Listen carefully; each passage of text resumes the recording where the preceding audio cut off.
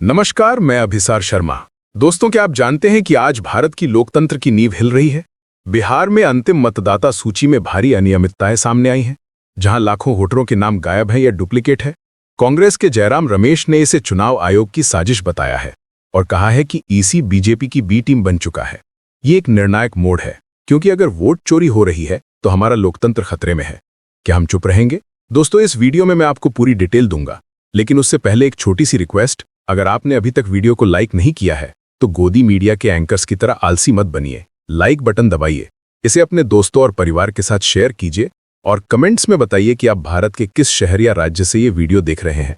और हाँ, अगर आपने अभी तक हमारे चैनल को सब्सक्राइब नहीं किया है तो जल्दी से कर लीजिए, क्योंकि न्यूज़ चैनल बदल सकते हैं लेकिन सच्ची खबर नहीं। अब आते हैं मुख्य मुद्दे पर। आज हम बात करेंगे भारत में चुनाव से जुड़ी लेटेस्ट न्यूज़ पर, खासकर मोदी जी, राहुल गांधी, बीजेपी, कांग्रेस और उनकी चुनावी रणनीतियों पर। मैं गंभीर जांच पड़ताल वाली और थोड़ी आलोचनात्मक टोन में बात करूंगा, क्योंकि लोकतंत्र में पारदर्शिता और शासन की कमियों पर सवाल उठाना जरूरी है।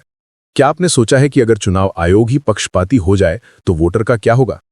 पहली न्यूज, बिहार की अंतिम मतदाता सूची में भारी गड़बड़ियां।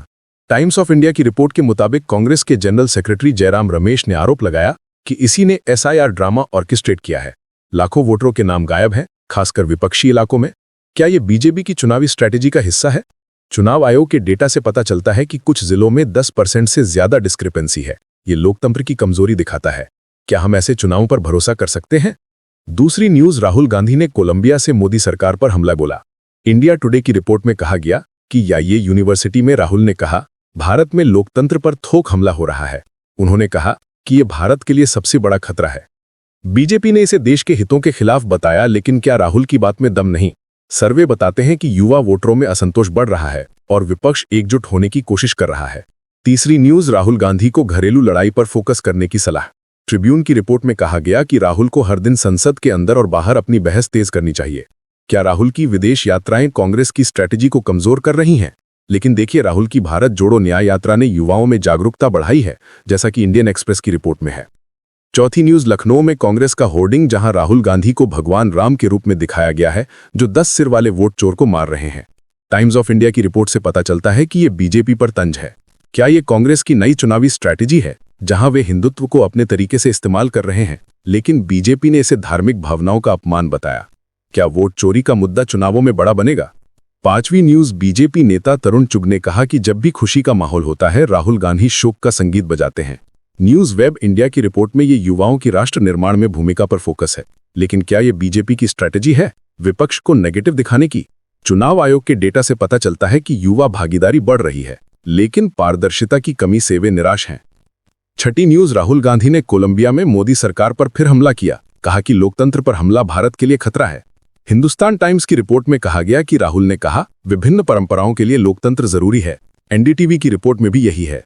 क्या मोदी की स्पीच में पारदर्शिता की कमी है? रेटोरिकल सवाल। क्या बीजेपी की गवर्नेंस प्रॉमिस युवाओं को आकर्षित कर पा रही है? सातवीं न्यूज, कांग्रेस नेता सुरजेवाला ने बीजेपी पर मैंडेट चोरी की साजिश का आरोप लगाया। द हिंदू की रिपोर्ट में कहा गया कि बीजेपी ने जनादेश चुराने की डिजाइन की है। क्या यह विपक्ष की एकजुटता की रणनीति है?